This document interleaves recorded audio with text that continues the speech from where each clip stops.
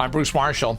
This is the Brampton Now update for the week ending the October 16th, 17th weekend 2020. This is a succinct, once-a-week hotshot of everything important that has happened in Brampton the previous week and what's coming up. Brampton, unbought and unbiased. Coming up, Mayor Brown speaks about our move back to the modified Stage 2 as he gives thanks for wide compliance in Brampton. Peel's Chief Medical Officer of Health with his perspective as well. Plus, illegal second apartments and rooming houses are a big issue in Brampton. One of our councillors urges action at the province to assist the city. Details on that and more coming up in this Brampton Now update. The top stories this week in Brampton. With our return to a modified Stage 2, Mayor Brown asks citizens to come to the aid of local restaurants and businesses. It is Small Business Month, and I'm asking everyone in Brampton to do whatever they can to support our restaurants. Many of these restaurants have poured their heart and soul into building a family enterprise, and now's the time to support them. This isn't just a health pandemic.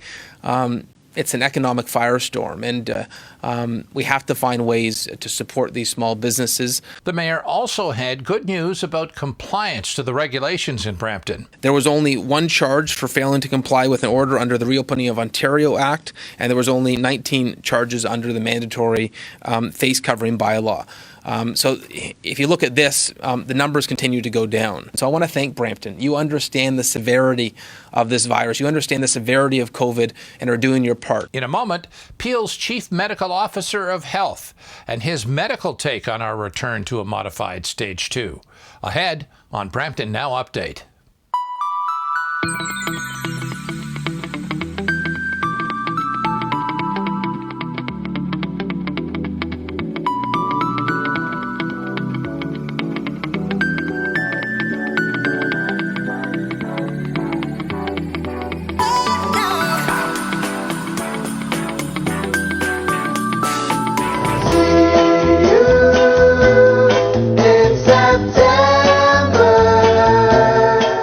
This is the Brampton Now Update. I'm Bruce Marshall.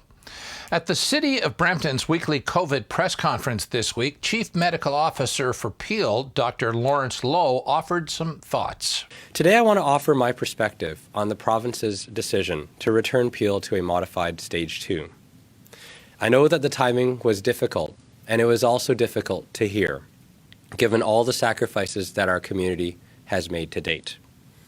Of note, however, while Peel Public Health continues to track transmission in known clusters, our local hospital in Brampton has started to see more COVID-19 cases arrive.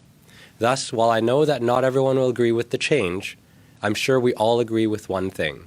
We want to stop the spread of COVID-19. Lowe went on, not mincing words as usual. Peel continues to see high rates of transmission of COVID-19.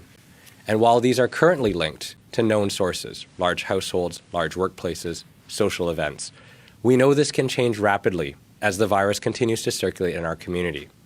One wrong move could result in exponential growth of cases, leakage into high-risk settings, loss of life, and overwhelming our hospitals. In a moment, illegal second apartments in homes and houses converted to rooming houses continue to be a problem in Brampton. And Halloween, what we know so far, coming up on the Brampton Now Update. This is your invitation to go beyond sightseeing, to engage in our traditions. Come experience something new, yet centuries old, and give in to your sense of adventure. Experience our country's history and heritage. Discover your authentic Indigenous experience at indigenous-tourism.ca.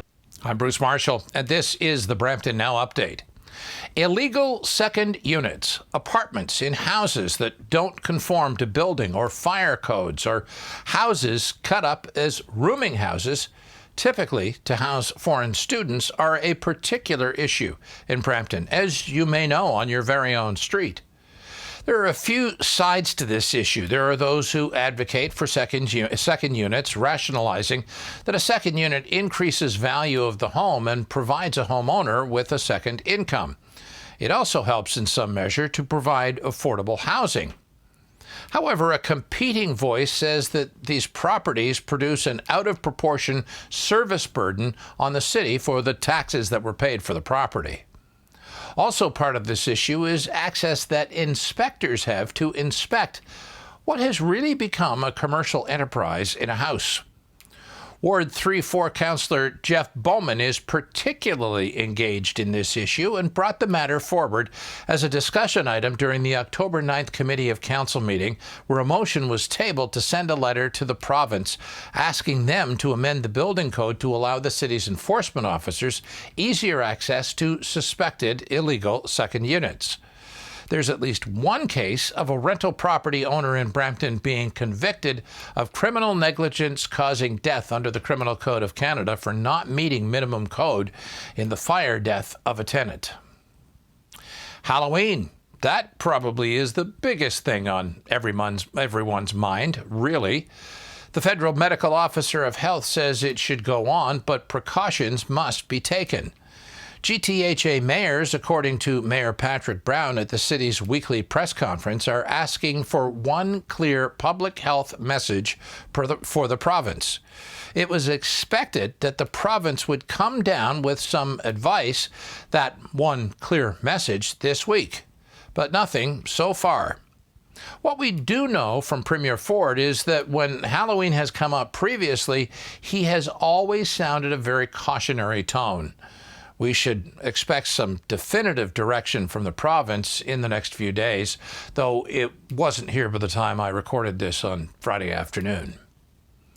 In a moment, what's ahead in Brampton this weekend and the coming week? Plus, ahead, my Marshall rant, coming up on the Brampton Now Update.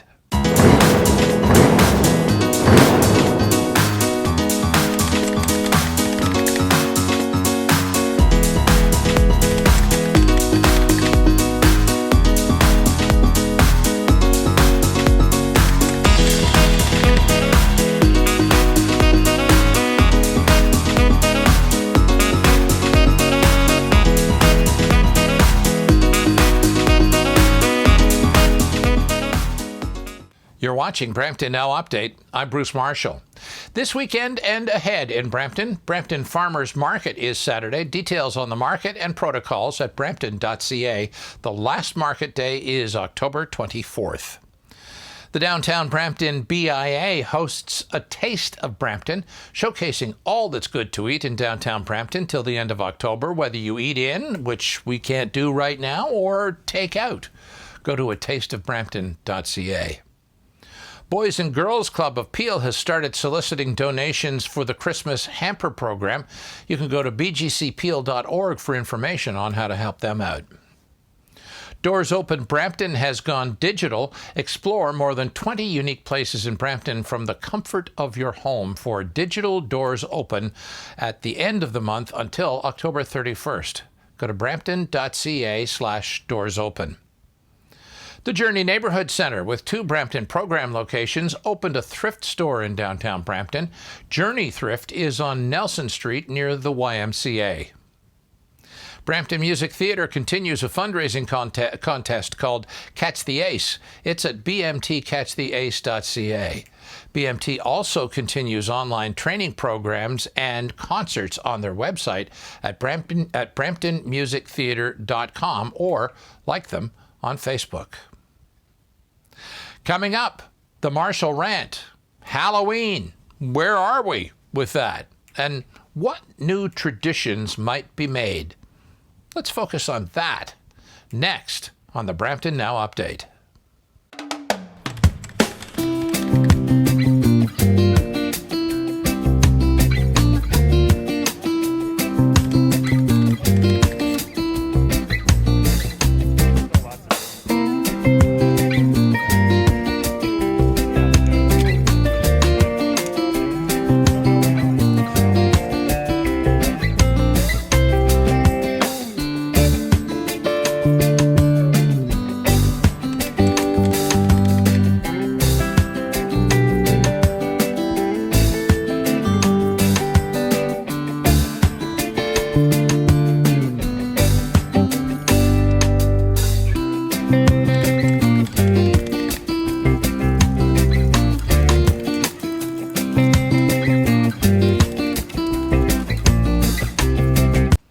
I'm Bruce Marshall, and this is the Marshall Rant. Well, looks like Halloween is going to be much different this year, as everything has been. A whole new world. Authorities from the U.S. CDC to Premier Ford echo caution. At the same time, authorities like Canada's Chief Medical Officer of Health understand that this is a celebration of imagination, and it's important for kids. So, what can we do? Of course, the same technology like Zoom or Skype, which have been the forum for many meetings and which has brought families together too, will probably play a part. If you're not up on how to use those yet, have a look. You can Google a lot of how-to videos on stuff like that you might find daunting. While door-to-door trick-or-treating may be out in many places or modified in others, there are other things you can do, like haunted hunts in the backyard. Costume parties where kids get together on social media are what some people are doing. Haunted stories are going to take on a whole new meaning this year because it seems to me that this is just something you can do so much with. And speaking of haunted stories, I'm going to have some resources to help with that in the coming next few weeks. Next week and the week after, right before Halloween. One of the things I'm preparing is a list of things that can be in a spooky story. Things like a creaking door, or the wind, a scream in the night, a horse, a brain, a head. Got some ideas on things that spooky stories could include? Then please include that in the comments below. Just because Halloween is different this year doesn't mean that it has to be less. So between now and then, let's put some effort into how we can make this special rather than worrying too much about how things have changed. We should expect some direction from the province on Halloween within the next few days. What do you think? Leave your comments below or get back to me. I'm Bruce Marshall, and that's it for this week. Please subscribe to the Brampton Now Update channel on YouTube or follow #MarshallMinute on Facebook for lots of Brampton need to know that you won't find anywhere else. Your comments and suggestions are always welcome, and if you've got a Brampton story to tell, get in touch with me through this channel that you're watching on right now. Stay strong, Brampton. Brampton strong. We're all in this together. I'm Bruce Marshall. Thanks for watching Brampton Now Update.